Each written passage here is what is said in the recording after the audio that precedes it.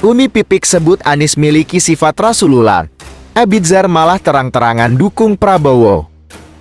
Sekarang ini banyak muncul panitia-panitia seleksi masuk surga. Muncul menganggap dirinya lebih baik, kelompoknya lebih baik.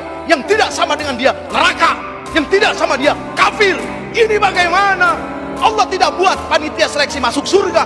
Enggak, Allah enggak butuh dan Allah enggak perlu. Cukup Allah saja. Guys, masih suka bingung ya dengan pendukung sebelah. Padahal dia seorang ustazah bercadar gitu kan.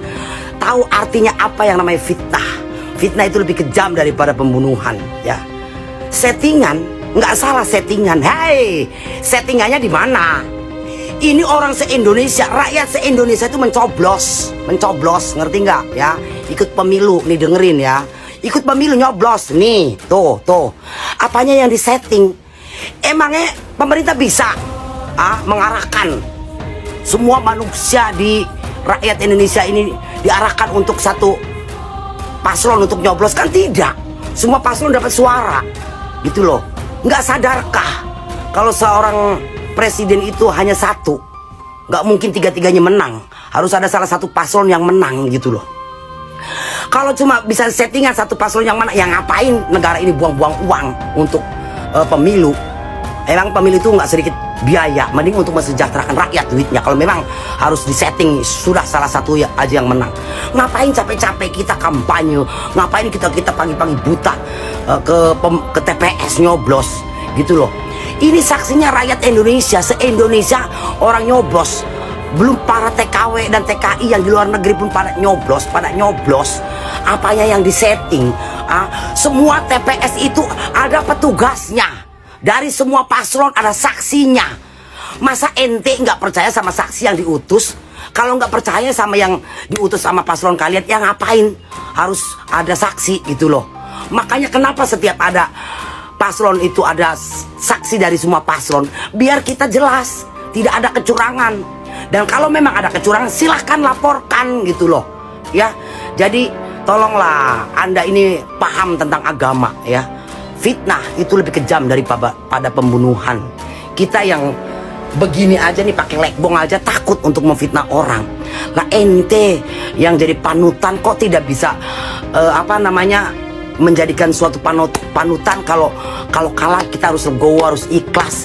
Ini suatu perlombaan, harus ada yang kalah dan menang.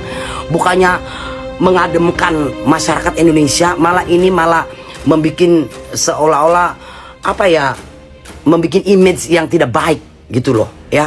Malah jadi orang yang tadinya kita respect menjadi tidak respect sama Anda. Paham ya? Kenapa dia menghina? Banyak orang itu suka menghina orang lain karena rohnya itu pecundang. Dia bukan lebih dari pemenang. Pemenang pun bukan.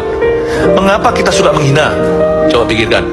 Karena dengan menghina dan membunuh karakter orang lain, seolah-olah kita bisa bercahaya. Salah. Justru kalau kita menghina dan membunuh karakter orang lain, itu menunjukkan karakter kita sesungguhnya. Pendakwah Umi Pipik belakangan ini ikut menyoroti soal kontestasi pemilihan presiden Pilpres tahun 2024. Bahkan, Umi Pipik menduga jika Pilpres tahun ini diwarnai dengan aksi kecurangan. Sebagai pendukung satu, Umi Pipik juga menegaskan jika Anies Baswedan memiliki sifat kepemimpinan Rasulullah SAW. Pemimpin yang berstaf.s, sidik jujur, T.2 tablik menyampaikan kebenaran. A. Amanah bisa dipercaya. F.2 fatonan cerdas, jelas Umi Pipik. Sontak, pernyataan Umi Pipik soal Pilpres ini pun langsung menuai kontroversi. Tidak sedikit dari warganet yang menyayangkan ungkapan berlebihan dari istri Ustadz Jeffrey Al-Buchori ini.